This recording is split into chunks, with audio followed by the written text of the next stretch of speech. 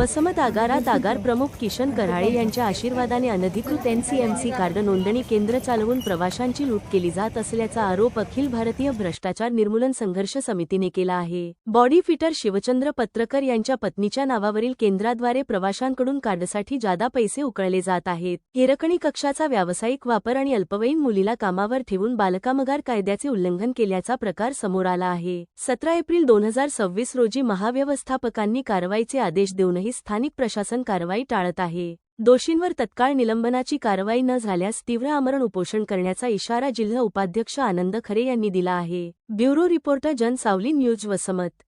पैसे कोण घेतले तुमचे? पैसे कशासाठी घेतले? फ्री तिकिटासाठी। हा, फ्री तिकिटासाठी घेतले तर पहिल्यांदा 200 घेतले, आता नंतर म्हणतात आणखीन 230 रुपये द्या, तरी द्यायला कार्ड द्यायला तयार नाहीत, यायला तयार नाहीत। तुमचे तुम्ही कोण्या ठिकाणी काढले हे कार्ड? बस स्टँड मध्ये कधी काढले?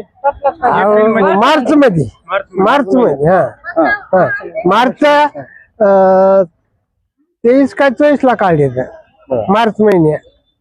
आता तुमच्या प्रत्येकाचीच काढली का? नाही प्रत्येकाची काढली। किती जण लोक आहात तुम्ही?